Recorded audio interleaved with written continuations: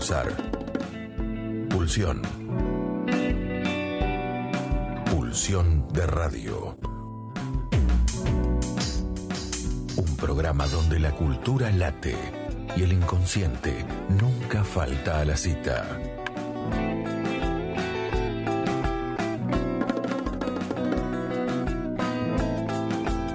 Conducción y producción: Gabriel Pulice, Luis Di Santo y Diego Yaiche.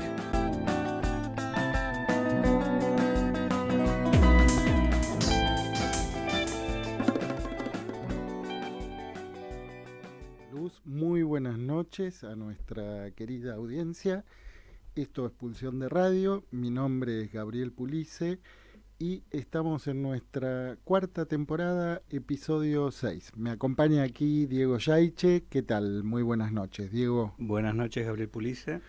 Bueno, y hoy vamos a tener un programa muy especial en un día muy especial y vamos a contar con la participación de la doctora Alicia Stolkiner, que ya la vamos a presentar formalmente. No sé si ya está en línea. ¿Sí? Ahí está. Bueno, ¿qué tal? Muy buenas noches, Alicia. Muy buenas noches, ¿cómo están? Bien, bien, bien. No te estamos viendo. A ver, ahora sí, ahora sí. Buenas noches, Alicia. Bueno, muchas gracias por venir. La verdad es que es un placer contar con tu participación en el programa y sé que, bueno, un esfuerzo grande, venís de salir de una afección muy popular en el último tiempo, lamentablemente, ¿no? Y que es la segunda vez que tuve dengue. ¿Sí? Sí, tuve cuando era joven trabajando en Centroamérica. Y ahora fue fuerte, por lo que me llegaste a comentar. Sí. Bueno, ¿nos estaremos pareciendo a la Centroamérica de tu juventud? Y sí. Vos sabés que estábamos haciendo una investigación en Misiones, te digo ya hace bastante tiempo, en el 90, una investigación por la UBA, cuando por primera vez vi dengue en la Argentina. Estábamos trabajando ahí, entró en Misiones. Y me acuerdo que poco tiempo después un diario, que creo que fue Clarín, sacó un título que decía "Llegó el dengue a la Argentina", porque en realidad había un caso en Buenos Aires. Se ve que para ellos que llegara a llegó Buenos Aires, un caso. El titular decía "Llegó el dengue a la Argentina". Ahora ya lo tenemos instalado, digamos, ¿no? Lo tenemos instalado y creo que esto tiene mucho que ver con una serie de cosas. Bueno, no sé cuál era el tema que íbamos a abordar, pero yo justo estaba viendo algunas noticias internacionales. Entonces toda la catástrofe del sur de Brasil. Saben que hay municipios que han desaparecido definitivamente. ¿Sí? ¿Por qué motivo? Por la inundación. Por la inundación. Sí, claro. Sí. ¿No? Y cómo esta inundación, esta catastrófica inundación, tiene mucho que ver con el calentamiento global, con la deforestación del Amazonas, etcétera. Entonces, también estas modificaciones climáticas se acompañan de otras transformaciones, como es la proliferación de mosquitos en un día de frío hoy. Una cosa impresionante. Sí. Bueno, y cambios climáticos que traen transformaciones, anticipadas hace ya unas cuantas décadas, incluso por la ciencia ficción. Me acuerdo, no recuerdo ahora el autor, pero una de las obras más maravillosas que leí, que es Un mundo sumergido, ¿no? Que, bueno, poco anticipa estas cosas que están empezando a verse ya cada vez con más frecuencia, y entre los presagios y, bueno, el desarrollo de las especies animales, por ejemplo, los mosquitos, que esperemos que se mantengan del mismo tamaño, ¿no? Y un mundo sumergido en muchos aspectos, ¿no, Alicia? Bueno, sí, porque es notable que señalaran lo de la ciencia ficción, porque suelo decir que la única ciencia que ha logrado predecir el futuro es la ciencia ficción. Sí, bueno, Lacan decía que era la única ciencia seria, ¿no? Sí. La ciencia ficción. Y Pero yo creo que tenemos una gran cantidad de producción de películas, series, novelas, etcétera, que son distópicas. Y en esta distopía siempre aparece como un sector social que vive como en una especie de mundo, de una campana aislada, sí, en la cual tienen desde plantas hasta aire y agua potable, etcétera, y un mundo de marginalidad, destrucción, conflicto, sí, sobrevivencia sí. dificultosa, etcétera, que todo daría la impresión que es lo más parecido a aquello a lo cual nos estamos dirigiendo. Bueno, El, el, sí, el economista francés Cédric Durand habla de un consenso de Silicon Valley que vendría a reemplazar al consenso de Washington, ¿no? Y que tendría estas características que vos estás planteando, ¿no? Sí, vos sabés que en realidad existe el post-consenso de Washington. Uh-huh. Y que en el post-consenso de Washington lo que se plantea, porque el consenso de Washington planteó una modificación básicamente neoliberal para los países dependientes, los deudores. Uh-huh. Pero el post-consenso de Washington plantea relocalizar las empresas en Estados Unidos, volver a desarrollar Estados Unidos como con capacidad de producción propia. O sea, es como hacer girar al revés lo que fue el proceso de globalización, deslocalización, claro, ¿no? sí. Una intervención importante del Estado en eso, etcétera. El post-consenso de Washington está dirigido no a nuestros países, sino que está dirigido al intento de recuperación de hegemonía de países centrales, podríamos decir occidentales, ¿no? Sí, hay que ver quién les dice ahora a los grandes capitalistas que encontraron en las periferias los lugares, bueno, con mano de obra barata, con bajos impuestos, que vuelvan, ¿no? Que vuelvan a los Estados Unidos. Parece que ahí hay, en fin. Algo hablábamos en la previa de todas estas cosas, ¿no? Que parecen anunciar de algún modo la caída de un imperio. Pero bueno, vamos, Alicia, mira, te vamos a proponer, vamos a presentar ahora brevemente lo que vamos a tener en nuestra segunda hora también en el programa, porque venimos teniendo programas con una impronta cordobesa muy fuerte, ¿no? Ah, bueno. Hoy vamos Estoy en mi lugar. Estás como en casa. Bueno, hoy vamos a contar con la participación de alguien que vos conocés, Rubén El Corcho Goldberg, así que vamos a estar... Mi librero. Tu librero. Es mi librero, sí. es mi librero, sí. Tu librero de épocas de estudiante, ¿no? Y del resto también. Y el resto también. En Argentina yo compro los libros en Córdoba cuando voy. Bien. Bueno, la semana pasada también estuvimos en Córdoba porque estuvimos entrevistando a Agustín Berti. Y bueno, pero bueno, en tren de presentaciones vamos también, además de viajar a Córdoba, vamos a hacer un paseo por París junto a MP en una nueva edición de Fil en Aiguille, en donde va a ir hilvanando notas de Juan Ramón Jiménez, Premio Nobel 1956 de Literatura, Federico García Lorca, Mariano Maresca, Olvidos de Granada, con una deliciosa mini entrevista a Victoriano Alcantud sobre las propuestas estéticas de las primeras vanguardias en España, 1918-1925, mostración, montaje y destrucción, una crítica en clave de ironía a la destrucción provocada por el progreso.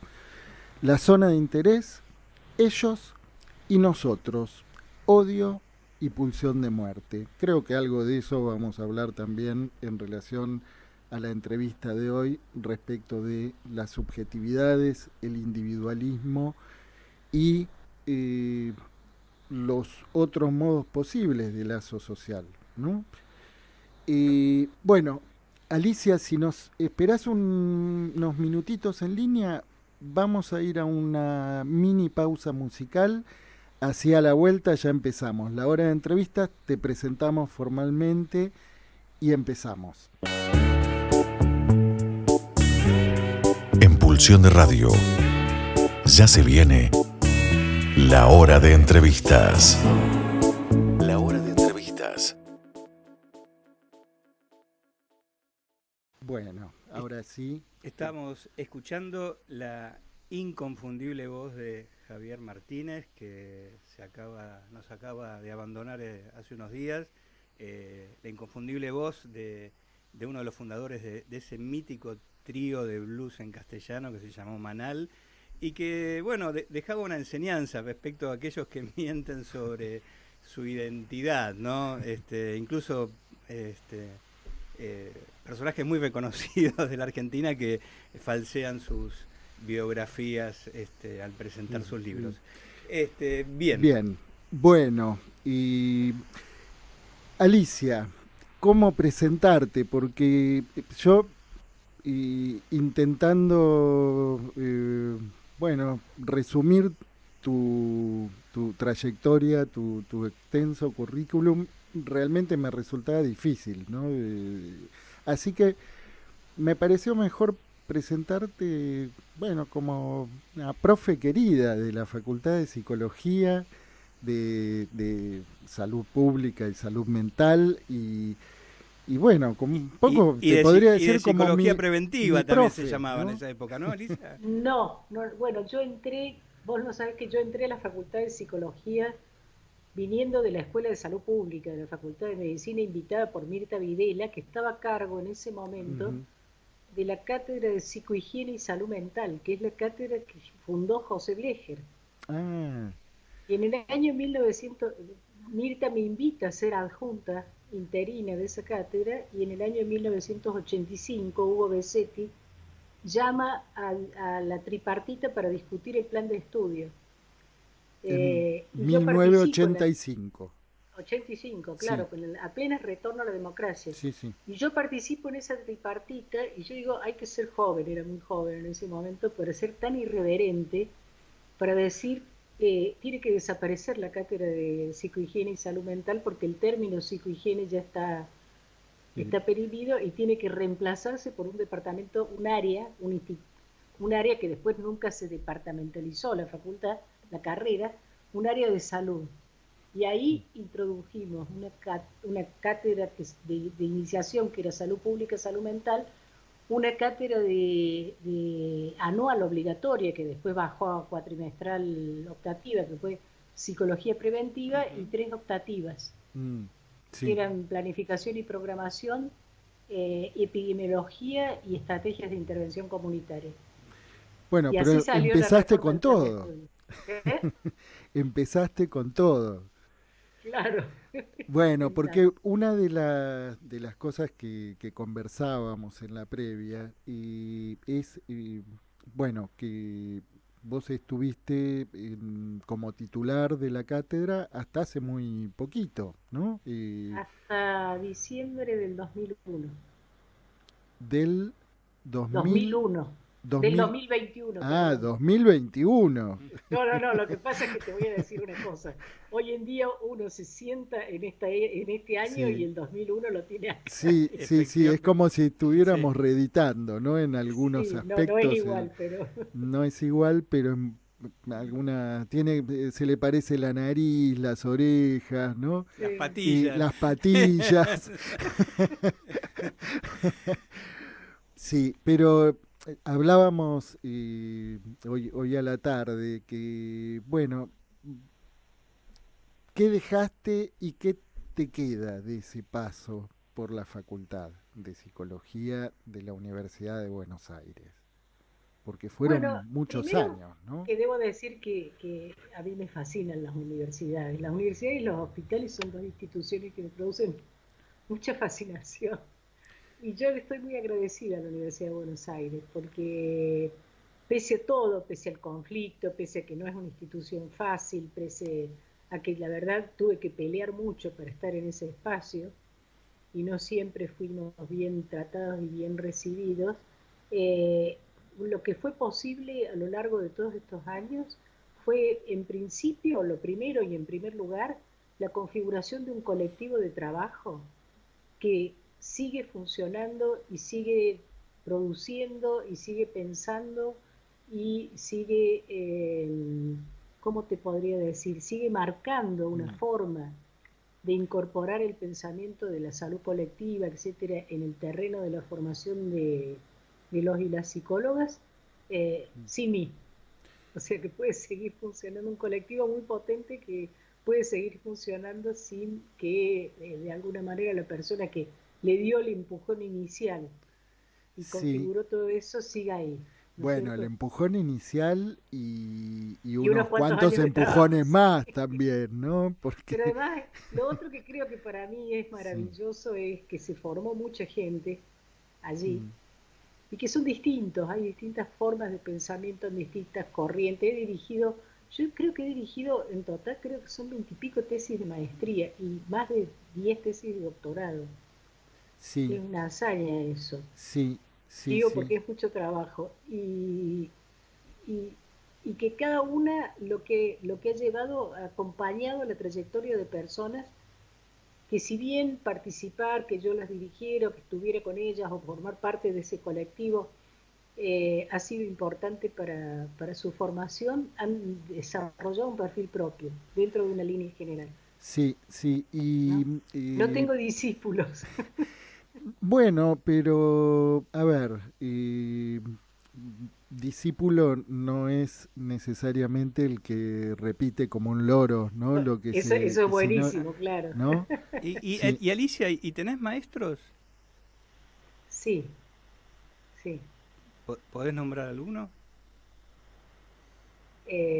En principio de los conocidos, creo que trabajé cercanamente y me parece como maestro mucho de vida con Mimi Langer. Ujú. sí, Eh, en algún momento me formé en Córdoba, los primeros estudios de Lacan en Córdoba los hice en Córdoba con Nuni Maldonado, Ujú. entre otras, y algunas, puedo decir, algunos profesores que he tenido en la facultad,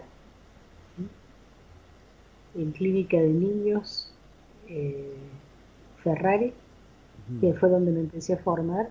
Bueno, estoy hablando de las personas que conocí, ¿eh? O Claro. sea, porque maestro puedo ser Freud, por ejemplo, sí, Ujú, sí, ¿no? ujú, En un breve periodo que pasé en la APA, un año que hicimos un seminario totalmente dedicado a la interpretación de los sueños con un analista de la APA, curiosamente, que se llamaba Jorge Binocur y que realmente fue una muy buena experiencia de aprendizaje. Además, yo he hecho una maestría y he hecho un posgrado en salud pública muy exigente, o sea, sí. 6 horas diarias de clase durante un año con un examen semanal. Eso Entonces, en la Facultad de Medicina en la y... Facultad de Medicina, Ah, claro, la histórica Escuela de Salud Pública, que ya no sí, existe, sí, sí, y sí, además era interdisciplinario. sí.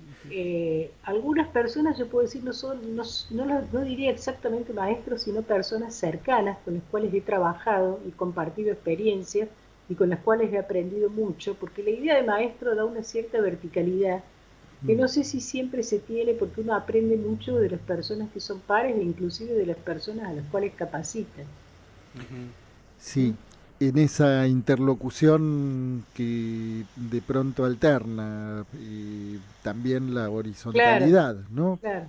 O sea, es que Sí, hay algunas publicaciones, sobre todo publicaciones de investigación, pero algunas que yo he hecho, que figuran en coautoría, ¿no? sí, Y figuran en coautoría porque a mí, me siento a escribir, voy a empezar un trabajo y muchas veces dentro del equipo de investigación yo invitaba a una persona a compartir lo dialogal de ese trabajo. Sí. A poder hablar mientras escribe una persona, no escribimos en conjunto. Bueno, tiene que ver con el tema con el que titulamos la entrevista, ¿no? Porque ahí en la conversación se, se pone a producir algo que ya no es precisamente del individuo de mercado, si se quiere, ¿no? Y Claro, claro. que hay ahí algo que pone en juego, bueno, el lazo social y la Algo posibilidad de de la producción de producir, lo colectivo, sí, sí. claro. A propósito, sabes que me quedé con algo en relación a lo que vos comentabas sobre la experiencia en la Universidad de Buenos Aires, pero que en realidad, bueno, me parece que eso fue la marca más fuerte, pero todo ese trabajo durante tantos años dejó una impronta que trasciende la Universidad de Buenos Aires, ¿no? Hoy me Sí, contabas una anécdota muy linda que yo te avisé que te iba a preguntar sí. y de bueno, de un reconocimiento de esos que llegan sorpresivamente, ¿no? Cuando uno menos se lo espera y por la vía menos esperada. Sí, me equivoqué de universidad cuando te lo dije. Ah, Estaba en mi casa esta mañana y suena el teléfono fijo. Yo todavía tengo teléfono fijo. Entonces lo atendí distraídamente pensando, yo estaba accidentalmente en mi casa, tenía que estar en otro lado, digamos. Pero, y levanté el teléfono pensando que era una propaganda, una encuesta, qué sé yo, y preguntan por mí. ¿Está Alicia Stolkiner? Entonces le digo, sí, ¿me puede dar con ella? Me dice la persona, le digo, no, si habla ella. Y se produce como un corte y me dice, yo soy una alumna de la Facultad de Medicina de la Universidad de La Matanza. de La De Matanza, La sí, Matanza, que es sí. la Facultad de Medicina que fundó Mario Robert, y otra persona que querría comentar, porque Mario fue compañero mío en la Escuela de Salud Pública, Mm. y todo diálogo con él para mí es un aprendizaje, ¿no? Pero me dice, soy de la Universidad de La Matanza, estamos acá con mis compañeros, dice, leyendo, tenemos un parcial y estamos estudiando un texto suyo, dice, y no lo entendemos. No lo entendemos. No lo entendemos, no es un texto tan... Entonces yo les digo, ¿qué texto es? Y me dicen, le pregunto a mi compañero porque estamos en un Meet. Y le digo, bueno, entonces dejemos el teléfono, invítenme al Meet y hablamos ahí, le digo. Entonces entré en el Meet y estuvimos hablando del texto, que es un texto mío que se publicó en realidad en una revista bilingüe en Nueva York, y estuvimos hablando del texto, una hora estuvimos trabajando en el texto. Maravilloso. Y a mí me pareció muy divertido. No lo Hay entendían algo que porque te quiero estaba en decir, inglés. además de la universidad, yo soy Sí, poliamorosa en materia de universidades. sí, sí. Tuviste ¿Entendés? O sea, soy también varias, en Entre varias a las cuales le debo, Ríos, y un en la... corazón en la Universidad de Córdoba, pero Mm, además le debo mucho, estuve desde su fundación en la Universidad Nacional de Lanús, que tiene un polo y un núcleo de desarrollo que trabajó ahí Valentín Barenlet y Emiliano Galende, trabajaron creando toda esa área de salud mental comunitaria que me parece muy importante, ¿no?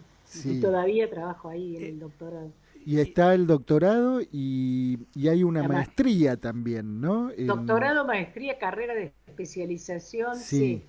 y ya- Y dirijo una maestría en la UADER, en la Universidad de Entre Ríos, que también Entre Ríos es mi segunda provincia. Soy una Sí, persona un poco fiel, digamos. tenemos amigos muy queridos en la Sí, UADER, y Alejandro Ruiz, Andrea Florí, bueno, y sí, Diego, sí, querías...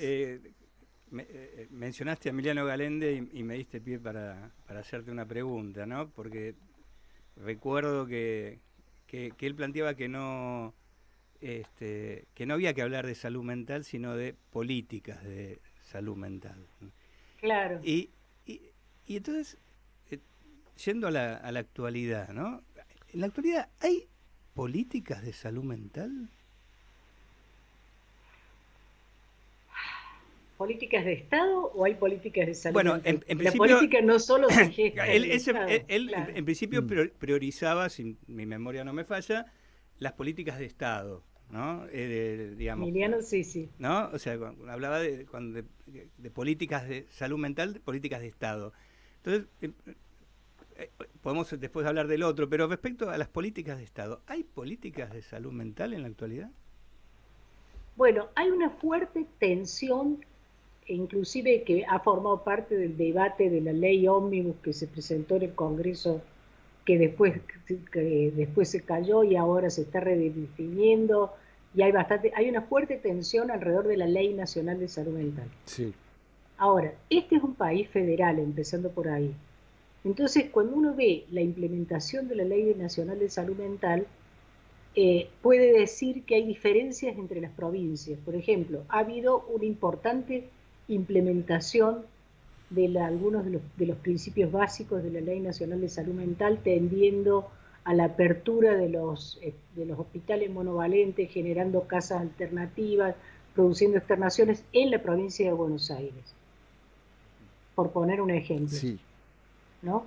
En estos tiempos, y veremos en las condiciones actuales de apriete económico que van a tener las provincias cómo se logra esto, porque la ley de salud mental incluía una participación en el presupuesto nacional que vamos a ver qué es lo que va a pasar con todo eso. Sí, sí, se puede sostener. Claro, entonces no es lo mismo decir cuáles son las políticas de salud mental de la provincia de Buenos Aires que las de la ciudad de Buenos Aires, Sí. que además tiene una ley propia, la 448, que es anterior a la ley de salud mental. Y además, y acá viene quizás la aclaración que haría con respecto al texto de Emiliano, ¿no es cierto? Salud mental en la Argentina es un movimiento social. Sí. ¿No? Que ha logrado en algunos momentos, inclusive, torcer el brazo de políticas planteadas desde el Estado. Sí, cuando fue el secretario de Salud Mental,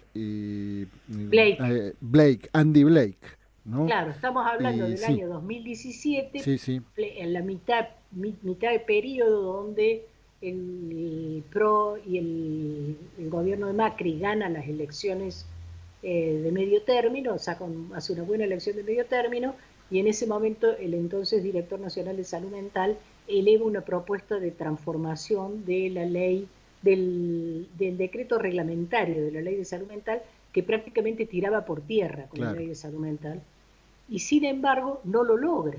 No. O sea, sin embargo termina modificándose la ley nacional de salud, se termina modificando la dirección de salud mental, sale Blake y entra Luciano Grasso, que riega mucho la propuesta de la OPS. Lo que pasa es que entonces en ese periodo se transforma el Ministerio de Secretaría, y más allá de las intenciones que él haya tenido o no, tiene una limitación seria para desarrollar esa política en un ministerio que estaba subvaluado, digamos, la transformado en Secretaría. Y ahí debo decir que también que esta cuestión de que salud mental en ese momento es un movimiento social, muestra una cierta transversalidad. Absolutamente. Entre partidos políticos del movimiento de salud mental. Sí, que es algo parecido en esa transversalidad a lo que sucedió la semana pasada en la marcha, ¿no? Por la defensa de la universidad, ¿no? Que parece que son dos instancias como muy encarnadas, ¿no? En la identidad popular, se podría decir. Sí. Alicia, mira, vamos a proponerte ir a una breve pausa musical que vamos a seguir con el homenaje a Javier Martínez y a la vuelta me gustaría preguntarte, así como recién te preguntábamos por el paso por la universidad, ¿qué te quedó, qué te llevas del reciente, se podría decir, paso por la gestión pública? Sí. ¿Cuál paso por la gestión pública? Bueno, La asesoría. La en la época de la asesoría, pandemia. sí, la asesoría y bueno, y lo que tengas ganas de comentar en relación, que está muy vinculado a lo que estábamos hablando, ¿no? Pero, Te vis- tengo una sorpresa, pase la música. bueno, dale, ¿Cuál es en realidad mi sí, paso por la gestión pública? bueno, y a la vuelta volvemos con la sorpresa. Vamos a escuchar otro tema de Manal. Haber escuchado también, ¿no? Bueno.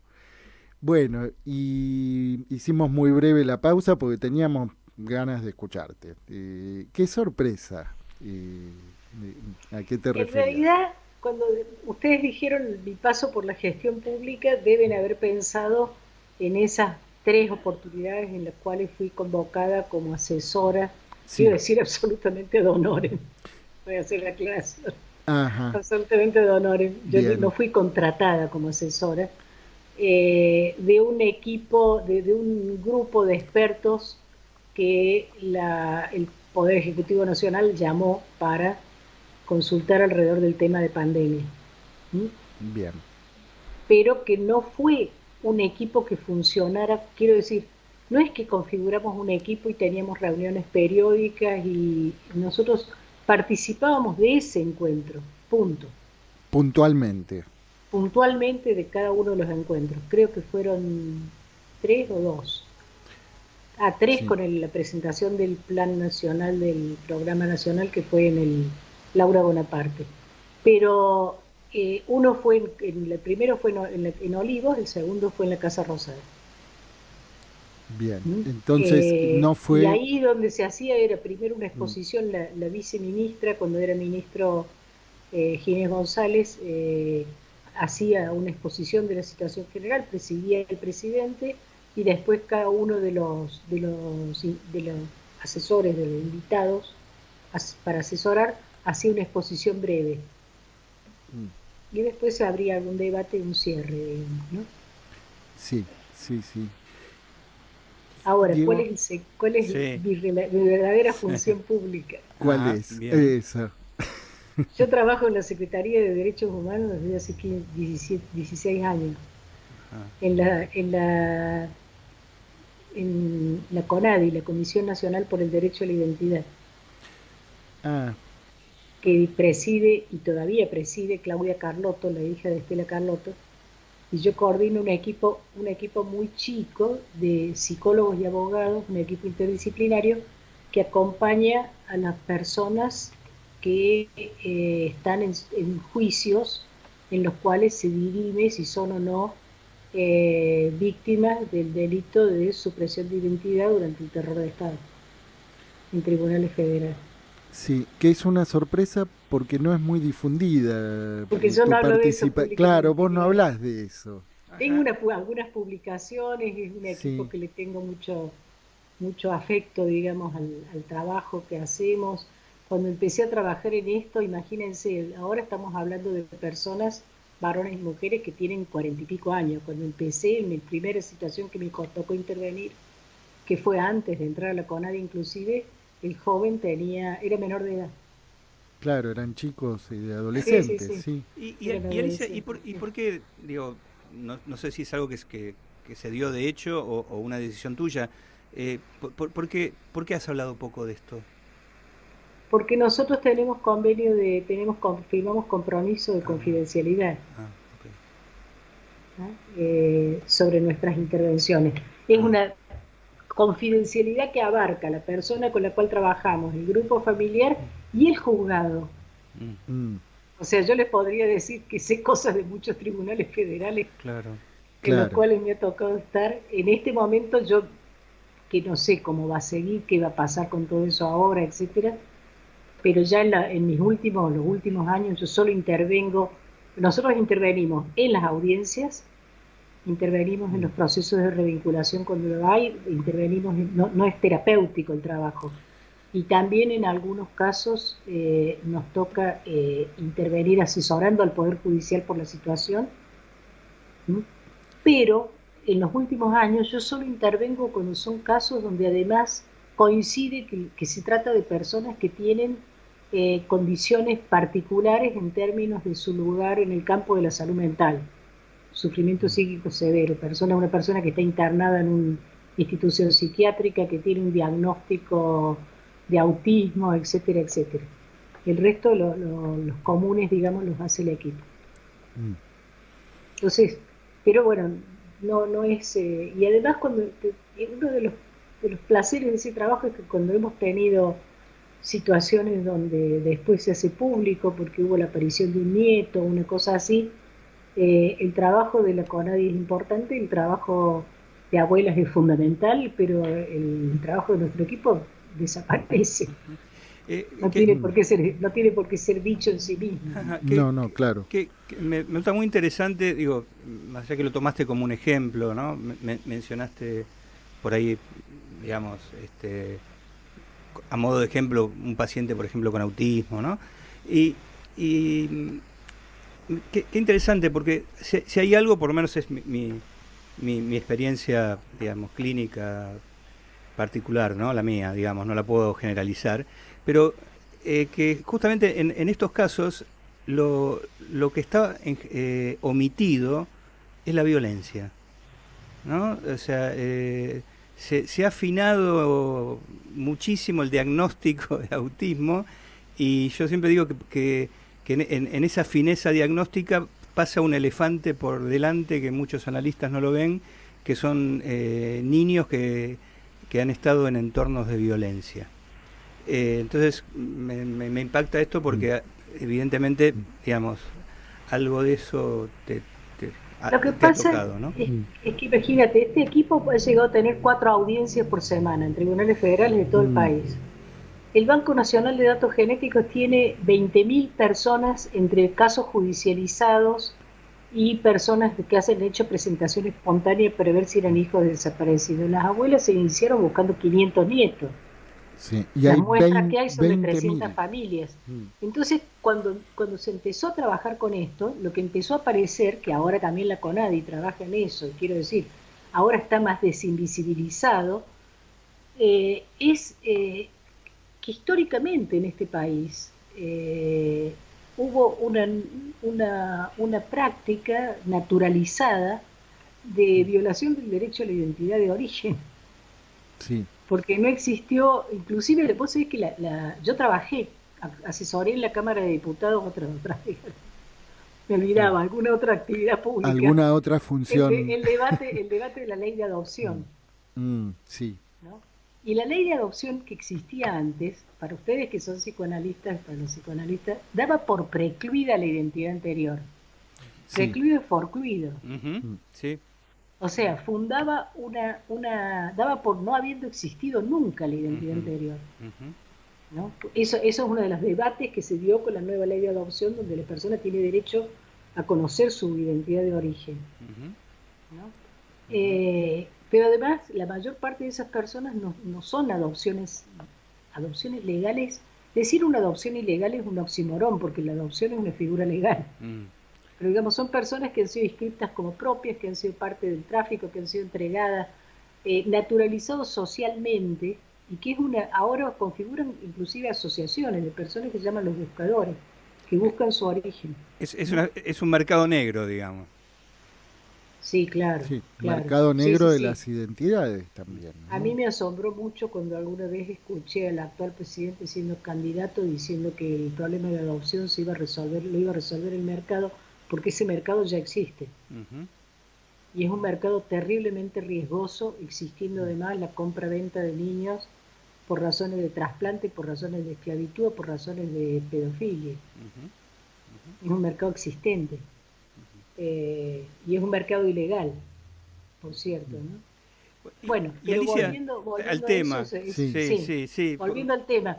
Vos me preguntabas lo de la violencia y el autismo. Yo no sé, no soy un especialista en lo que hoy se llama espectro autista. Es un espectro demasiado amplio, digamos, ¿no? Sí. Yo, de hecho, no soy de los que abonan el nombre autismo, pero en general en estos niños que digamos que que se los presenta bajo ese nombre, digamos, muchas veces, digamos, se omite, yo digo, es una omisión garrafal, que son niños que han nacido o que están en entornos de violencia. Entonces, digamos, se diagnostica, se teoriza muy finamente, etcétera, y se omite la cuestión de la violencia, ¿no? Que en general cuando aparece la cuestión de la violencia cae el diagnóstico, digamos, porque ese diagnóstico solamente se sostiene en esa omisión. En la violencia, sí, pero no siempre eventualmente está en juego la violencia, pero has tocado un punto que es muy importante en el campo de la salud mental, que es el problema de la psicopatologización de problemáticas que no pueden reducirse exclusivamente a un cuadro individual psicopatológico, y especialmente en niños, ¿no?, en el campo de la salud mental. Por eso la ley de salud mental utiliza la categoría de sufrimiento psíquico, no porque anule la existencia del diagnóstico. Yo creo que el diagnóstico es una herramienta clínica que es útil para determinadas decisiones que pueden tener que ver con un tratamiento, etcétera. Lo que es muy incorrecto es confundir el diagnóstico con la persona, y reducir la persona al diagnóstico y reducir el problema al diagnóstico. Sí, además se habla de diagnóstico presuntivo, ¿no? Que en la ley, que, bueno, parece precisamente a lo que apunta a evitar los etiquetamientos, ¿no? Ya con un carácter definitivo, ¿no? Al modo de es autista, es esquizofrénico. Claro, sí. Ahora, parece, en relación justo a esto que contingentemente surgió en torno del autismo, ¿no? Porque volviendo, y para dedicarle los últimos minutos que nos quedan en esta entrevista, por lo menos al tema que habíamos propuesto, ¿no?, de subjetividades de época entre la supremacía del individuo. ¿Te acordás que habíamos pensado un tema? Entre la supremacía del individuo o los lazos de lo común, ¿no? Y ahí la supremacía del individuo, de pronto se me ocurría la conexión, ¿no?, con el autismo también, porque esa supremacía del individuo, o esa idealización, ¿no? La meritocracia de algún modo plantea eso, ¿no? El individuo solo triunfando autísticamente, ¿no? ¿Cómo? Autísticamente, digo, encapsulado en su propia individualidad, ¿no? Como, digo, esto es algo que caracteriza las tensiones en las subjetividades de la época. Yo creo que es uno de los dramas de la subjetividad de la época.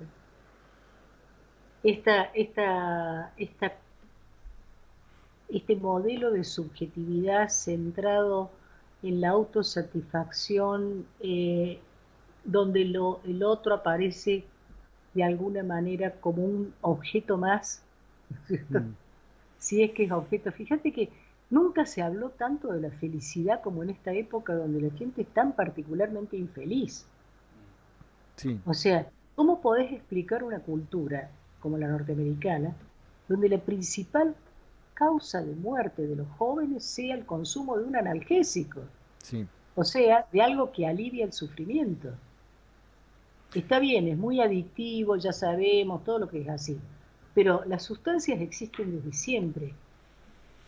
No siempre una sustancia, inclusive adictiva, ha sido la principal causa de muerte de una población joven.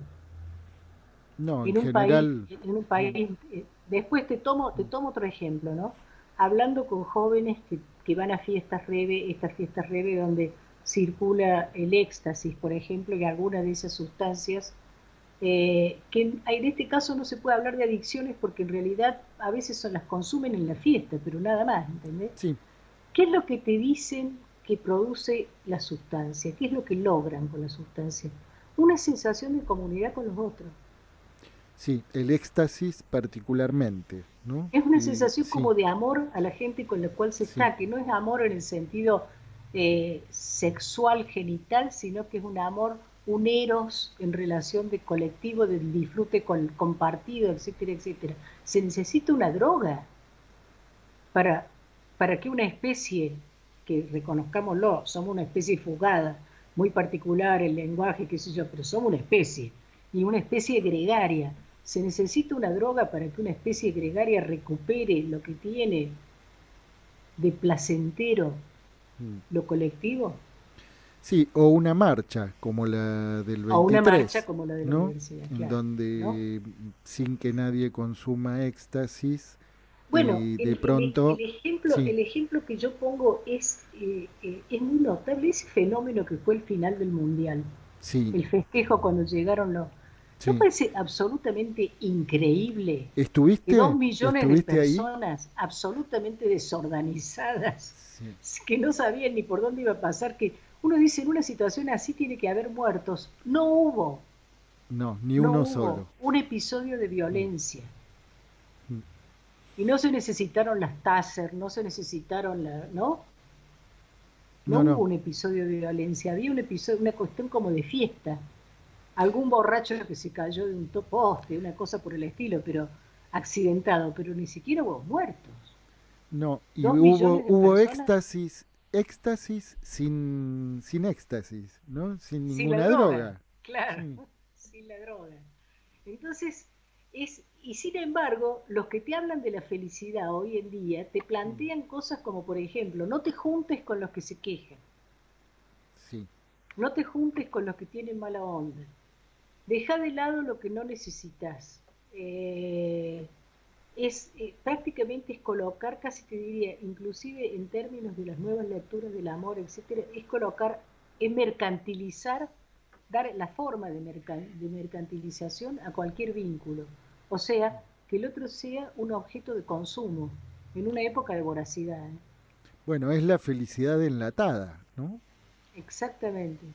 Es así, la felicidad enlatada. Y hay Mm, una política de salud mental que se apoya en esos principios. Digo, como vos dijiste, hay muchas políticas de Sí, salud sí hay, mental, sí, algunas sí del hay. Estado, algunas de los colectivos, pero hay una política de salud mental, sí. A ver, sí, la hay. Mirá, sí, sí hay. Es un consumo, es una propuesta constante de, eh, diría, utilizando un campo que se desarrolló mucho y que es importante su desarrollo, que son las neurociencias, un reduccionismo neurocientífico transformado en un discurso que te sale en las revistas de divulgación acerca de cómo lograr la felicidad y el bienestar individualmente con consumo de determinadas sustancias, determinadas actividades, una parte importante de medicalización en el sentido de psicofármacos, indicaciones terapéuticas, eh, sí, el éxtasis prácticas, legalizado. Mm, claro, prácticas que vienen de, en realidad, prácticas ancestrales orientales, mm. que sacan de la cultura original y la trasladan como si fuese un jarrón chino en un living decorado con estilo francés. Bueno, y te ponen entonces la cuestión de la meditación transformada en una técnica para disminuir el estrés, por ejemplo, y cosas por el estilo, a mí me llama la atención porque hay una política de salud mental que ya no es la política tradicional de discriminación y segregación de la locura, sino que es una política destinada, entre comillas, a la búsqueda de la felicidad, el bienestar y el éxito individual. Y cuando vuelvo sobre los niños es porque buena parte de la presión que se ejerce sobre algunos niños es para lograr que sean desde tempranamente no muestren ninguna falta, ninguna falla, ningún error. El que se cae y el que se cae del mapa, digamos, ¿no? Claro, que empiecen la carrera de la meritocracia desde la Desde cuna. chiquitos, desde el Claro, preescolar, digamos, sí.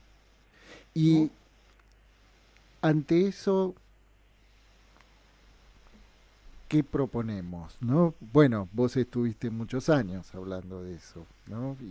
Sí, hay Y dos cosas que, bueno, hay otra cosa que yo quiero señalar que en esta época y particularmente acá está agudizadísima, agudizadísima, que es la cuestión de la deriva de la agresividad, que es una pulsión natural en el hombre, digamos, natural entre comillas, si es que hay algo natural en esta especie, digamos, la pulsión, la deriva de la agresividad vía el enojo, la frustración, etcétera, en el odio, en la capitalización del odio y en esto dirigido en una especie de descarga gozosa de destrucción del otro, transformado, que es un par, transformado en todo caso en lo que yo llamo un goce retaliativo, ¿no? Primero el otro es culpable, segundo el otro es denigrado, tercero el otro es, podríamos decir, acorralado bajo una etiqueta, título de denigración, y lo tercero entonces es un cierto goce que se produce con su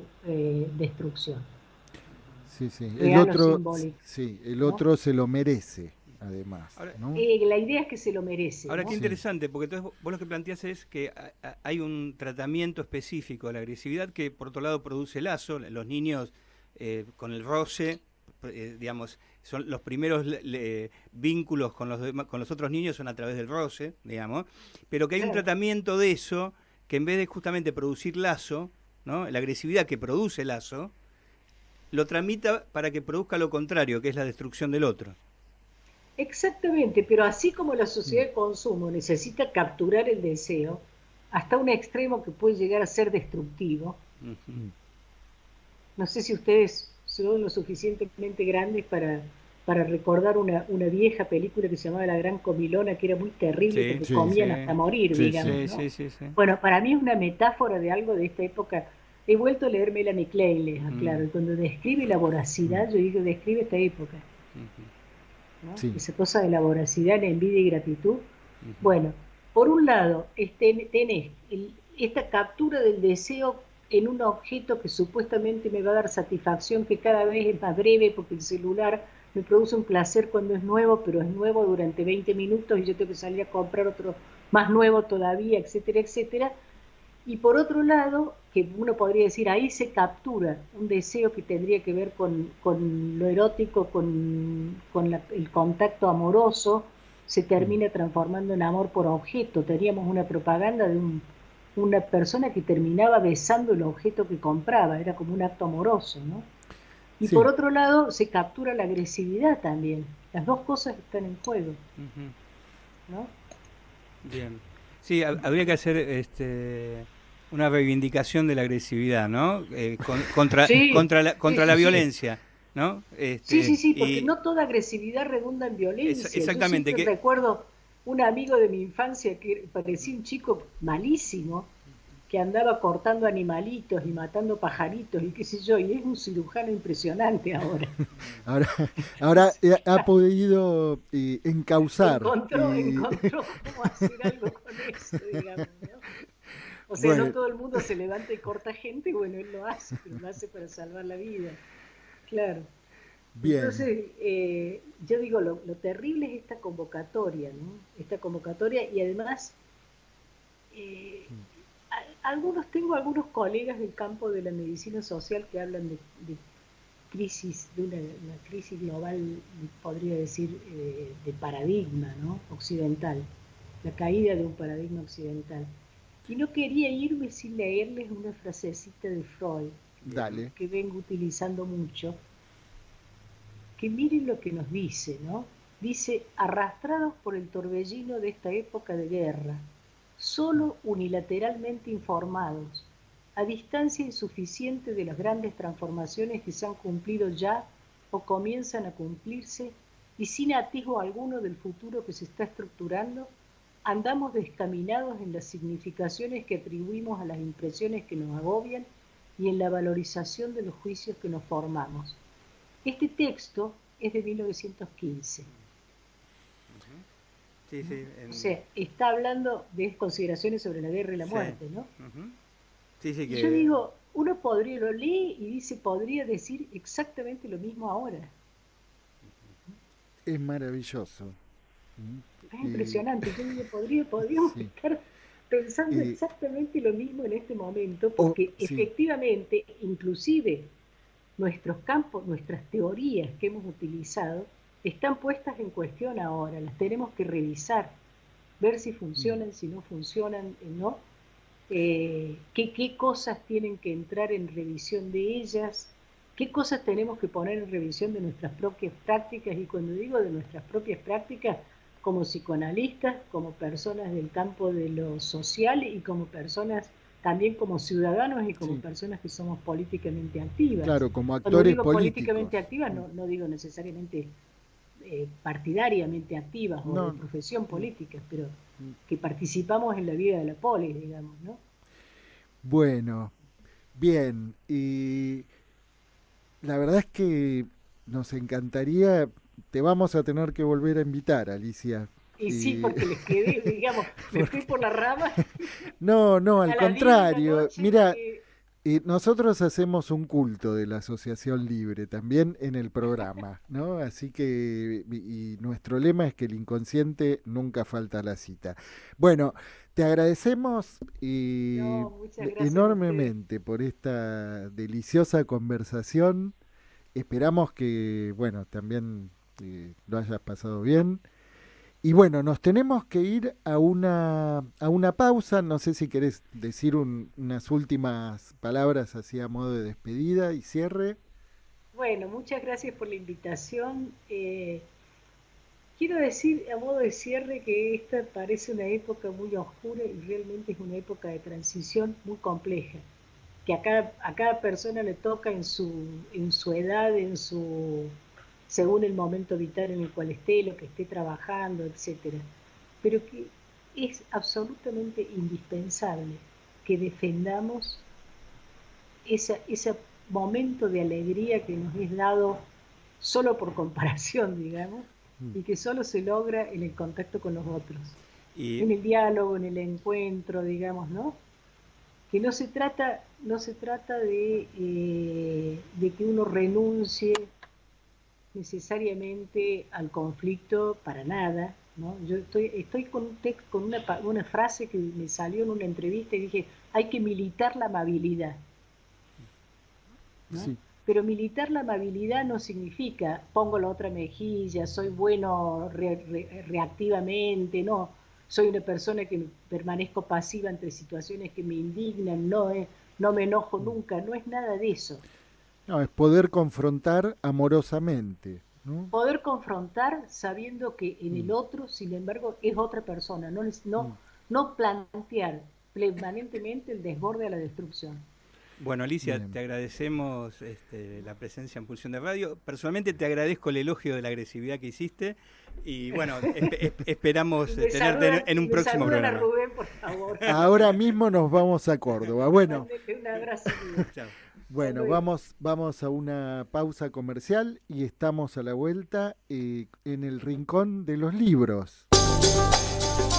En Pulsión de Radio ya se viene El Rincón de los Libreros, la columna que en tu biblioteca no puede faltar. A ver, ahora sí, estamos en el aire. Bien, Rubén, ¿estás en contacto ya con nosotros? Sí, señores, buenas noches. ¿Cómo vamos por ahí? Buenas noches, Corcho, ¿cómo estás? Ahí estamos, bien, en una noche fría cordobesa. Bien. Bueno. Pero estuviste en algunas noches porteñas también hace unos días, ¿no? Tuvimos unos días hace unos días con la feria, motivo de la feria del libro. Ya pasan los días muy rápido pasan los días. Ajá, ¿y qué recuerdos te dejó la feria del libro de este año? Y una fría también de feria, te diría, porque se notó no mucha algarabía, muchas inquietudes, muchas dudas, poca gente de afuera de los países limítrofes, pocos libreros también del interior. No sé cómo han ido las ventas, eso no lo conozco, ¿viste? Pero la jornada de libreros, que son los primeros 3 días, se notó que faltaba gente, ¿no? Pero bueno, no sé cómo habrá terminado los negocios. Pero qué raro, porque si está bajando la inflación, No, se supone que está marchando. ¿Qué tal? Muy buenas noches, Rubén Gabriel Pulice te habla. Hola, hola, bueno. Pero no se Hay enteraron vidas en la Feria del paralelas. Libro. Hay vidas paralelas. Hay mundos paralelos, ¿no? Y sabés, Corcho, que recién Que estábamos en entrevista con una compatriota tuya que sí, nos hizo mandarte unos saludos afectuosos. sí, pues la conozco. El error mío fue no haberte advertido a ustedes que la conocía de hace años. De hace años la conozco a Alicia, de su paso por Córdoba, después sus pasos por otros lados, ¿no? La conozco hace muchísimos años, Alicia, sí. Bueno. Sí, así que una lástima que no la pude saludar personalmente, pero fue un error mío no haberle advertido a ustedes de la posibilidad que hablara yo con ella. Bueno, pero ella sí nos contó que eras su librero. Así Sí. te hacemos llegar un piropo, un piropo de librero. Sí, está bien, la conozco hace mucho tiempo. Pero bueno, me alegro que sí, cuando vi que el aviso que estaba con ella, que ustedes con ella, dije, bueno, una noche linda entonces de haber sido, porque es una profesional con mucha experiencia y con mucho sentido de la realidad. Bueno. Y volviendo a la fría feria del libro, vos decís que habitualmente hay más libreros del interior en la feria de Buenos Aires. Sí, este año faltó, me parece, libreros del interior, pero también faltaron libreros de los países limítrofes, ¿no? Porque para ellos no somos baratos, está medio caro, entonces han optado por manejarse con otras maneras para conseguir los libros en Argentina, ¿no? Uh-huh. Y respecto a las publicaciones que había, yo estuve el fin de semana ahí en la feria y no vi grandes novedades en los stands. Está bien, sí, está bien. Bueno, es la realidad que marca. Las editoriales siguen publicando material, pero se nota una ausencia, ¿no? Pero bueno, pero que se nutre con otro tipo de literatura y de libros que tienen otro consumo por otros sectores, ¿no? De la sociedad, ¿no? A ver. Hay mucho, te digo, hay mucho de autoayuda, mucho de esoterismo, mucho de magia. Eso te diría que son los libros que si vos ves y haces un recuento de los grandes grupos, o de los dos grandes grupos de Argentina, ves cuando publican las novedades hay una presencia mayor de títulos que van en esa dirección, ¿no? Claro, sería en la dirección del, sálvese como pueda. Y de un consumo, ¿viste? De un consumo. Evidentemente sería entrar en una discusión si es bueno o mala literatura. Bueno, para alguna gente le alcanza y lo necesita, ¿no? Entonces claro, ya entramos en otra discusión. Sí. Ajá, sí. ¿En qué discusión entramos? Bueno. Y que del tipo de la literatura, porque para algunos autores dice que no, que esa es una literatura de otro tipo, y yo siempre digo, si mientras la gente lea es positivo, porque algo va a encontrar. No creo que el libro te vaya a ayudar para definir o para salvarte, pero te va a ayudar para encontrar algún camino, ¿no? Ajá. ¿Y encontraste... discúlpame, ¿encontraste cosas extrañas en la feria? Porque yo encontré una, no sé si... ¿Vos encontraste algunas cosas extrañas en la feria? Y yo siempre encuentro cosas que a mí me interesan, ¿viste? Estamos hablando de libros, ¿eh? No, yo lo que encontré no me resultó muy interesante. Había un stand de una secta china que se ve que está peleada con el gobierno chino y que en su logo, ¿no? En el logo... Sí. No sé si llamarlo logo, bueno, ¿no? El símbolo que representaba esta secta china estaba la esvástica. No me lo comí eso, no lo vi. Tiene un pabellón, en el pabellón donde estaban los países. En el pabellón, no. Sí, puede ser, sí, porque creo que era el mismo pabellón que estaba, el pabellón de Lisboa, digamos, en el mismo que estaba el de Portugal. Está bien ahí, sí. No lo vi, no, la verdad que no lo vi. El pabellón de las obras de terror.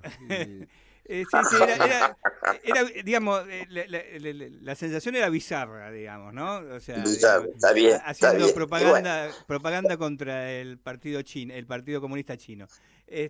Mira vos. Bueno. Así que de estas cosas no encontraste vos en la feria. No, de esa no. Yo encontré siempre algún librito. Para mí encontré un librito que me sorprendió y que les quería hacer partícipe de esa lectura, de este libro. Sí. Es un librito que reproduce un material que hizo John Banville, que es un escritor irlandés. No sé si han leído una novela que les recomiendo, se llama El Mar. No. No, búscalo en John Banville, que también escribe libros de policiales con un seudónimo de Benjamin Black. Ajá. Escribe novelas y las novelas policiales las escribe con seudónimo, ¿no? Bueno, este librito, que es un librito muy pequeño, un librito de 100 páginas, si los tiene, que él lo hizo para la BBC de Londres, ¿no? Es un guión. Y ahora lo ha hecho en librito una editorial argentina que se llama Luz Fernández Ediciones, y que monta un encuentro que existió en el año 1967 entre el poeta alemán Paul Celan y el filósofo Martin Heidegger en la Selva Negra. Ajá. ¿En la casa de Heidegger? En la casa de Heidegger, que se llamaba Tocorá la Cabaña, en las montañas. Sí. Bueno, y él, porque de esa conversación que tuvieron los dos, no hay registro, ¿no? Entonces él monta un diálogo entre ellos dos, ¿no? En ese guión que hace para la televisión de la BBC, ¿no? Y es muy interesante porque Celan va en busca de una palabra, yo creo, a ese encuentro. Va en busca de una sola palabra, y una sola palabra que para mí, leyendo el libro y leyendo después algo de la poesía de Celan, va buscando una palabra que diga disculpas. Ajá. Por la posición de Heidegger, cuando es nombrado rector y se suma al nazismo, ¿no? Qué interesante. Yo les recomiendo ese libro que lo lean, porque es una preciosura de texto lleno de frases y de palabras, discúlpame. También para a ustedes con la profesión, entonces hace una distinción entre lo que es la vergüenza y lo que es la culpa. Te ¿no? iba a preguntar. Es un diálogo ficticio, Ajá. Es un diálogo ficticio, ¿no? Donde también participa Ana Arendt en ese diálogo, ¿no? Ajá. Paralela, porque va buscando historias paralelas, ¿no? Y Corcho, y vos que evidentemente tenés contacto con la poesía de Celan, ¿la palabra es disculpas o lo que está buscando es algún tipo de arrepentimiento de parte de Heidegger? Y que yo creo que la palabra disculpa sería arrepentimiento, en este caso. O sea, digamos que él esperaba, digamos, en ese encuentro algún tipo de arrepentimiento de parte de Heidegger. Exactamente, ¿Y porque se encuentran y hay un mediador que se hace que vaya a la cabaña de Heidegger, ¿no? ¿Y encuentra esa palabra? Mucho menos Heidegger, ¿no? Bueno, pero ya si lo encuentra o no lo encuentra, sería spoilear el final, ¿no? Me parece que, bueno, vamos a tener... No, porque hay una poesía. Ajá. Si uno lee, porque al comienzo del libro está la poesía de Celan, porque hay una poesía de Celan, donde ahí estaría un poco la clave de qué él va a buscar ahí después de ese encuentro, o qué va a buscar a ese encuentro, ¿viste? O sea que esa poesía sería la que inspiró a este escritor a montar este escenario. Exactamente, muy bien. Esa es la reseña, exactamente. Muy bien. Vos sabés... Y hay que... Dale. Y leer a Celan, que no es fácil, ¿no? Tan difícil como Heidegger, creo. Sí. ¿Sabés que hay una frase que se atribuye a Adorno, que no se sabe si realmente es de Adorno o de Adorno la tomó de alguien, cuando dijo que después del Holocausto no se podía escribir más poesía? No es de Adorni. No, no creo. Parece más de Adorno que de Adorno. Bueno, sí.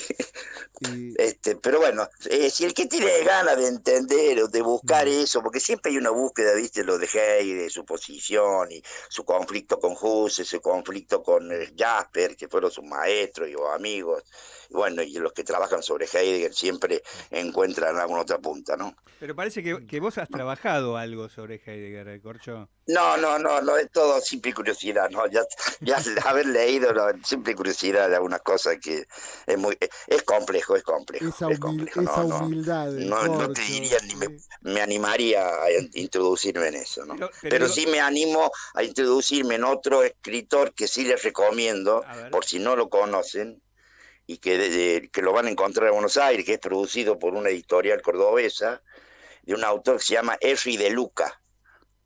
Effi De Luca. Es un italiano. Ajá. Que se los recomiendo enormemente, y si pueden, las novelas de él, los textos de él más que novelas son autobiográficos, son crónicas. Si encuentran por ahí Los peces no cierran los ojos, o este libro precisamente que se llama El más y el menos, que es una suerte de crónica de autobiográfica, porque primero te diría quién es De Luca. Sí. Es un personaje muy especial que participó en los años 70 de un movimiento que se llamaba, sería traducción, Lota Continua, Ajá. En Italia. Él participa de ese movimiento, ¿no? Como la revolución permanente. Va preso también por acciones de ese grupo, ¿no? Y él es de origen albañil, es un cronista, es un camionero, es lo que ha pasado por diferentes especialidades, te diría, y trabajos, ¿no? Un hombre que, fíjate, cuando iba a trabajar a la fábrica, pues si yo le digo lo que leía en el ómnibus, en el tren, ustedes no me van a querer creer lo que leía. Leía Viaje al fin de la noche de Céline. Ajá. Y a la vuelta, según la biografía, leía la novela de Thomas Mann, La montaña mágica. Ajá, así que te podés imaginar de qué personaje estamos hablando, ¿no? Se imaginan, ¿no? Sí, y en el medio digamos, se subía al volante del camión. No, era albañil. Sí, porque ha hecho un montón de cosas. Hasta ha escalado el Himalaya. Ajá. Tiene una serie de títulos, búsquelo así porque les va a interesar, porque es realmente interesante leer repetinos el nombre del escritor italiano. Sí, repetinos por favor el nombre del autor y algunas de las obras más que vos podrías recomendar. Effi De Luca, Luca. Bien. Y la novela que se ha publicado, no la novela, la crónica, la última que se ha publicado acá en Argentina y en Córdoba, de una editorial cordobesa, ¿no? El libro se llama El más y el menos, de la editorial Portaculturas. Bien. Y él no van a encontrar en Buenos Aires. Él digamos, él ya está fallecido. No, él es contemporáneo. Vive en Italia, vive en Italia, ¿no? Sigue escribiendo. Ajá. Lo que tiene es que este es un libro editado acá en Argentina, porque los otros estaban publicados por Seba, o sea, la mayoría, o por la editorial española también, Sígueme. Uh-huh. Es un escritor conocido, viste, que no tiene mucha presencia, pero ha sido, hay sectores que lo siguen y mucho. Y en Córdoba tienen bastantes seguidores. Perdón. Bien. Me quedé pensando si este movimiento de lucha continua tenía alguna relación con alguno de los movimientos que también en esa época participaba Bifo Berardi, porque debe ser más o menos en edad, me imagino, deben ser contemporáneos, ¿no? Debe ser alguien de unos 80 años ahora, ¿no? Sí, por ahí, sí. La verdad que ese dato no lo tengo, no me animo a dártelo, ¿no? Este joven o ya muchacho tiene que haber nacido en la década del 50. Claro, sí. Deben ser contemporáneos. Y se deben conocer seguramente. Es factible. Pero bueno, se los recomiendo que lo busquen y que lo puedan disfrutar, como lo he disfrutado yo con los otros textos de él, ¿no? Bueno, muy buenas recomendaciones y bueno, hoy sabés que venimos haciendo un homenaje a Javier Martínez, uno de los fundadores de Manal y del rock argentino, del rock and blues, pero también hubo en el campo de la literatura una pérdida muy importante, que es la de Paul Auster. No, eso sí, es fuerte eso fue fuerte. Sí, sí. Está entre los escritores de tu gusto, tenés... Yo sí, yo lo he seguido desde al principio, después la verdad que no, las últimas novelas son... no las he seguido tanto, sino como las primeras, ¿no? Que me han interesado todas, la trilogía de Nueva York, que es una linda novela, no sé si llamarle policial, ¿no? Porque son 3 novelas que después la hunden una, él, ¿no? Sí, es raro, ¿eh? La trilogía... sí, es raro, sí. Y las otras, bueno, Vértigo también, El Palacio de la Luna. ¿Querés comentar algo y el trabajito que él tiene sobre la relación con el padre? Sí. Y ¿no? Asalto de Mata, ¿no? Asalto de Mata, sí, no he leído todos los libros de él, ¿no? Porque en un momento ya también lo abandoné a Paul Auster, así, pero las primeras novelas de él, esas que te he contado, sí, esas las he leído todas, ¿no? Y me ha gustado siempre mucho su mundo, lo que él pinta de ese mundo tan particular de Nueva York o al lado de Nueva York, ¿no? Y la relación que él tiene con su mujer, que la Eve Usted, ¿no? Que también es muy buena, ¿no? Sí. Hay una de las novelas de Paul Auster que es creo que es mi favorita y la vamos a comentar el último programa de mayo, que es El país de las últimas cosas. Está bien, también eso, está bien. Sí. No, toda la literatura de Paul Auster es muy importante, diría. Y cuando uno dice importante, los escritores norteamericanos siempre van, viste, en la búsqueda de la gran novela norteamericana. Todos van en la búsqueda de esa de ser el gran escritor latinoamericano, mejor dicho norteamericano. Entonces, y por lo esto estuvo en esa línea, ¿no? Estuvo en esa línea. ¿Vos pensás que estuvo atrás de esa zanahoria también? Sí, seguro. Sí, porque les atrae eso. Tom Wolfe fue el anterior. Y todos quieren buscar eso, ser el gran protagonista de la gran novela norteamericana, ¿no? Fraser era el otro, hay muchos, ¿no? Roth, no dejemos de pensar en Roth, ¿no? Que no le dieron el premio Nobel por esa cosa que tiene el premio Nobel cuando dan los premios, ¿no? ¿Y tenés alguna hipótesis respecto de esa zanahoria detrás de la que corren los novelistas norteamericanos? Porque me parece a mí, porque la novela norteamericana fue importante, te diría, en el siglo XX, con todos los escritores que tuvo. Si cuando vos haces el recorrido de los grandes escritores que tuvo, de Faulkner, Dos Pasos, Hemingway, y seguir la cantidad de autores que ha tenido, bueno, quedó algo ahí dando vuelta para el siglo XXI, y que hay muchos competidores, te diría, ese premio, y no hay uno que sea el representante de esa literatura, ¿no? Habría que ver si esta no creo que lo sea Díaz con la novela Fortuna, no creo que lo sea. Y en competencia con Paul Auster, ¿a quiénes ubicarías ahora? ¿Tenés alguna predilección? ¿Y dónde el hilo está? Del hilo. Está del hilo. Hay varios, tenés muchos, ese que te dije, Roth. Para mí, el gran escritor último junto con es Roth para mí, ¿no? Pero bueno, Philip Roth, pero tampoco está, ya no hay otra novela nueva de él que se sepa, viste, por ahí puede aparecer, nunca se sabe. Nunca se sabe. Mientras esté en condiciones de seguir escribiendo, en cualquier momento puede aparecer. No, porque el tema es que aparecen después de muerta la novela. Claro. Sí, es cierto eso.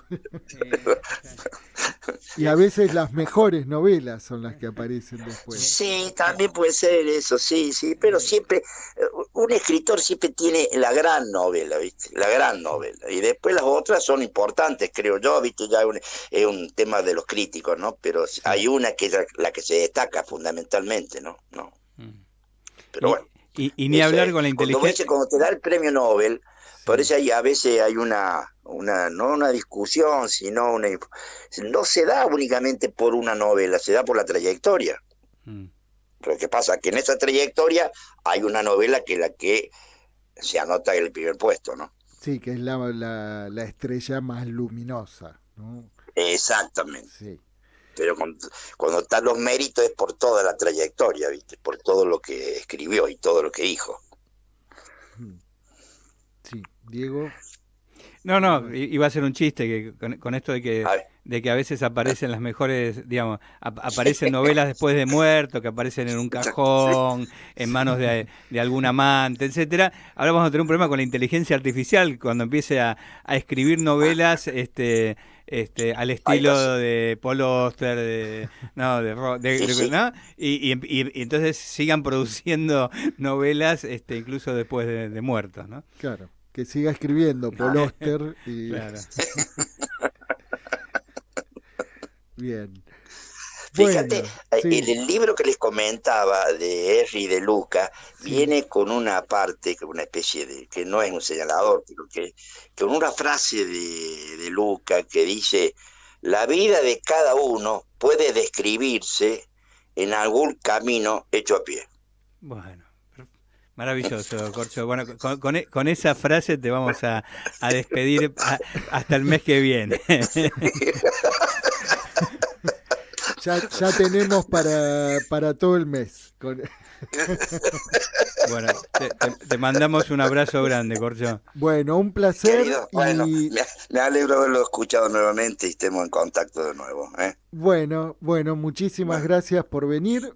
Nosotros ahora vamos a ir al último tema de homenaje a Javier Martínez. Y a la vuelta nos vamos a París al encuentro con MP y Defil. Y el alma quiere salirse, mudarse en mano de agua, acudir de todas partes con palabra desatada. Estos versos de Juan Ramón Jiménez, Premio Nobel de Literatura en 1956, forman parte de la entrañable huella que le dejase su visita a Granada en 1924. El poeta, acompañado por su esposa, la imponderable Zenobia Camprubí, había sido invitado por Federico García Lorca. Las hondas vivencias en la ciudad andaluza, la que recorrió de la mano de la familia García Lorca y de Manuel de Falla, quedarían plasmadas en un volumen que incluiría poemas, cartas, recuerdos, anécdotas, y que fue publicado póstumamente en 1960 con el título de Olvidos de Granada. Olvidos de Granada es también el nombre de la revista cultural que a partir de 1984 comenzó a publicarse en esta ciudad. Su mentor, el intelectual Mariano Maresca, padre espiritual de generaciones de escritores, poetas y artistas, fallecería en enero de 2023. Recientemente, en la versión digital de la revista, han aparecido dos textos de Victoriano Alcantud, uno titulado Aeropuertos, el mal terminal, y el segundo, W. G. Sebald, Destrucción y melancolía. Por otra parte, en su libro Hacedores de imágenes, Alcantud propone una amplia reflexión sobre las propuestas estéticas de las primeras vanguardias en España entre 1918 y 1925. El estudio se centra especialmente en el movimiento ultraísta, en cuyas composiciones primaba el montaje de imágenes discordantes en un incesante acto de destrucción-creación. El término montaje pudiera servirnos de hilo conductor para intentar algunas puntadas. Alcantud plantea que el montaje literario no demuestra, sino muestra, ya sea por disonancias o por semejanzas. Sería una especie de máquina de establecer rupturas y conexiones. En la obra de Sebald, el destacado escritor alemán radicado en Inglaterra, en el montaje de objetos disímiles primaría la búsqueda de semejanzas. Su punto de partida, en general, son documentos brutos, a veces inventados, un diario íntimo, una carta, un recorte de periódico, una imagen de la naturaleza o de la arquitectura. Inserta incluso fotografías, nada profesionales, sin leyendas, poco comentadas. Las historias se van encajando unas en otras, lo que confiere a su prosa una fluidez tranquila, alejada de la aceleración contemporánea, apunta Cantud, quien destaca en Sebald una suerte de melancolía y una ontología de la destrucción.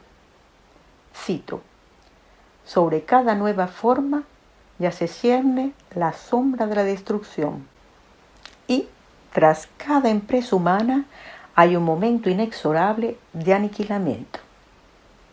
Sin embargo, en la escritura de Sebald, su idea de la destrucción, declinada de diferentes formas, no está impregnada de patos, ni de sentimentalidad, ni de victimismo, y sí se encuentra, en cambio, un tono de ironía, de humor, a veces muy british, como señala Alcantud. A través del montaje de fragmentos de objetos diversos, la tarea del escritor consistiría en rescatar de esa dislocación una memoria que nos ayude a comprender y nos evite la repetición de algunas cosas.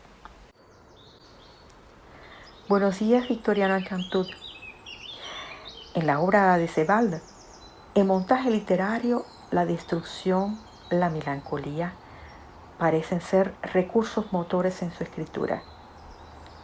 ¿Podría intentarse una articulación entre esta estética y un posible alcance social de su obra? Para responder a esta pregunta sobre el posible alcance social del dispositivo del montaje literario en Sebald, habría que remontarse un poco en el tiempo y preguntarse qué es y cuándo aparece este dispositivo en las prácticas artísticas.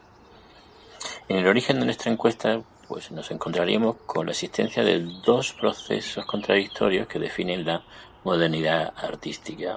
Por un lado, la tendencia del arte y de cada arte en particular hacia su autonomía propia, lo que se traducía por una búsqueda de la pureza o de la forma. Pero al mismo tiempo, lo que observamos es un cruce constante de materias y de procedimientos. Es decir, que no solo cada arte iba a buscar en los otros procedimientos artísticos las formas más heteróclitas, sino que recuperaba en el mundo los elementos y las materias más banales y supuestamente no artísticas. Pues bien, uno de los resultados fue la invención del collage por los cubistas en 1912. Podemos comprender el collage de varias maneras. Si lo abordamos por su lado formalista, veremos que elementos materiales son incorporados al cuadro, reforzando así su realidad material. Pero si lo hacemos desde un punto de vista antropológico, lo que aparece es una serie de objetos banales procedentes de la vida cotidiana que integran la obra artística como signos interesantes de la modernidad. Pues bien, a partir de aquí las vanguardias históricas van a desplegar el arte del montaje en todo su esplendor subversivo. Dada lo utilizará para denunciar el funcionamiento irrisorio de la referencia cultural, o para contaminar los textos ajenos invirtiéndoles el sentido, o para desplazar el campo de lo imaginario. El historiador del arte Didier Berman, que ha tratado a fondo estas cuestiones, afirma que el montaje parece ser un efecto de las trincheras de la Primera Guerra Mundial. Es como si el conflicto hubiera suscitado el mostrar por montajes, es decir, por dislocaciones y recomposiciones. Sería a la vez un procedimiento formal y un método de conocimiento que toma nota del desorden del mundo. Si damos un paso más en este recorrido rapidísimo de la cuestión del montaje, pues llegaremos a una de las obras más conocidas del surrealismo, que es Nasda de André Breton.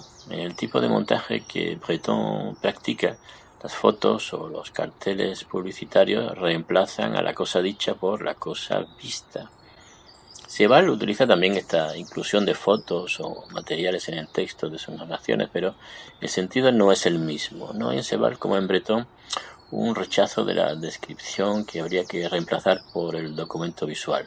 Sieval, aunque heredero de toda esta corriente, estaría, me parece a mí, más cerca de autores del ámbito de lengua alemana, de Bertolt Brecht, que hizo un uso intensivo del montaje en su diario de trabajo o en el ABC de la guerra, pero sobre todo de Walter Benjamin, que hace un uso múltiple en su obra del montaje a partir de la idea de imaginación en Baudelaire. Recordemos la fórmula: la imaginación no es la fantasía, es una facultad que percibe las relaciones íntimas y secretas de las cosas, las correspondencias y las analogías. La imaginación sería la montadora por excelencia, la que desmonta y remonta la continuidad de las cosas para mejor hacer surgir las estructurales afinidades selectivas.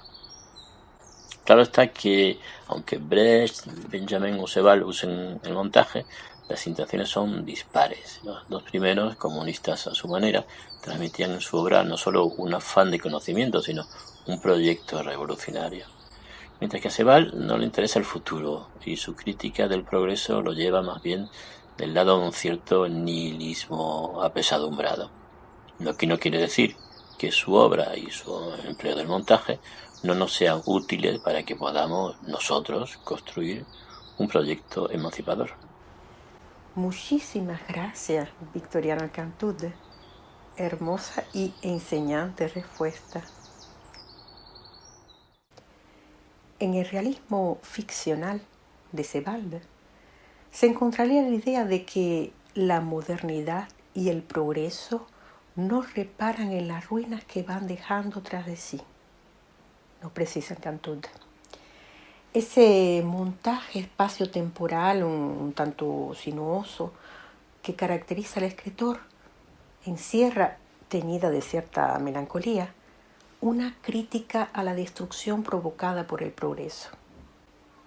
Sigmund Freud hacía derivar la pulsión de destrucción a partir de la pulsión de muerte, cuando ésta se dirige al exterior. Para el psicoanálisis, lo más íntimo que nos habita, en tanto seres hablantes, es expulsado al exterior y localizado en una alteridad, un otro a segregar, a odiar, a destruir.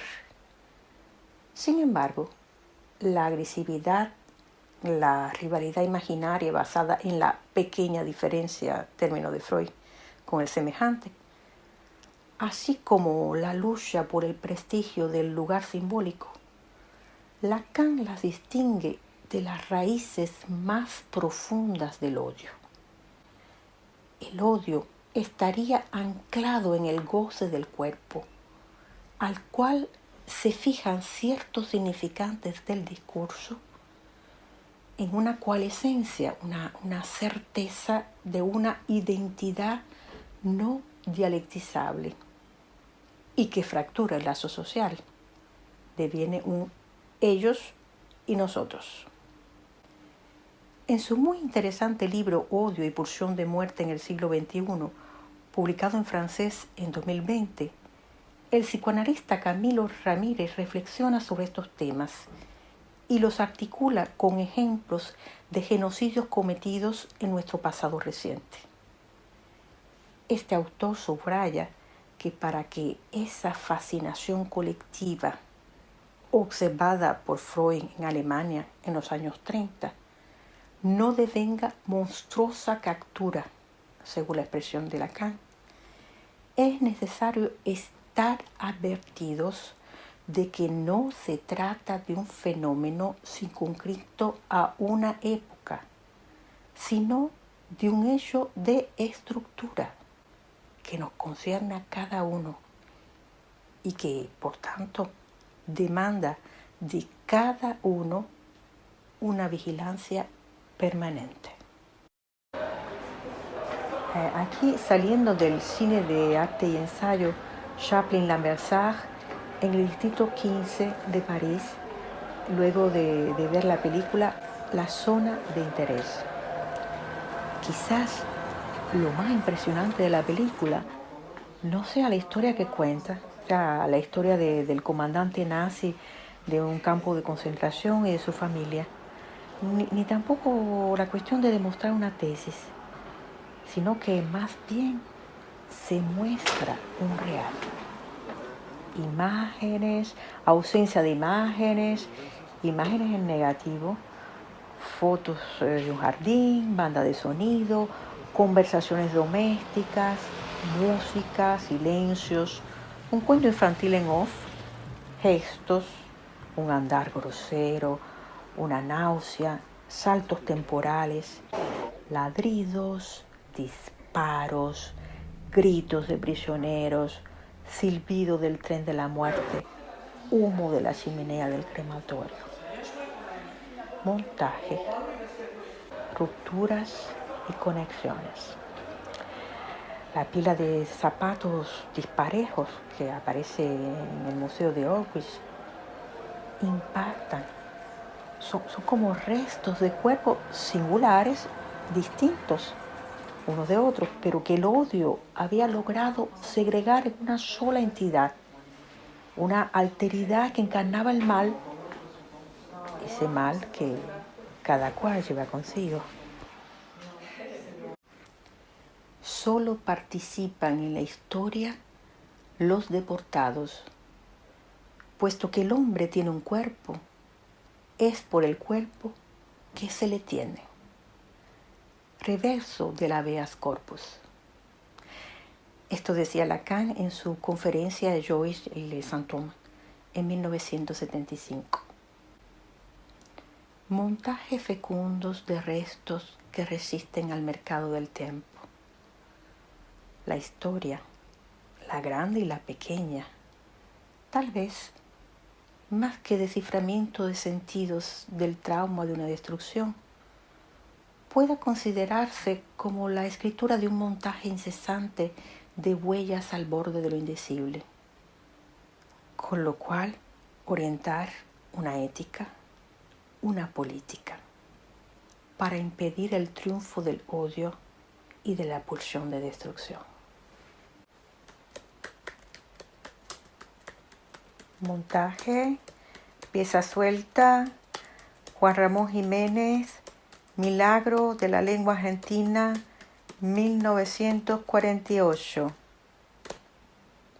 Oír a Buenos Aires me enamoró.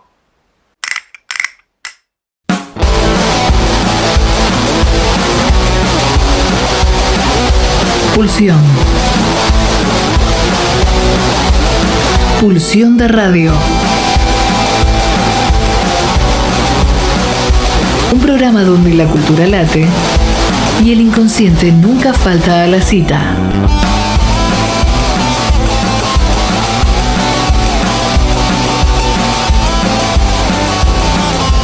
Nos volvemos a encontrar el próximo jueves de 22 a 24 aquí, en la RZ.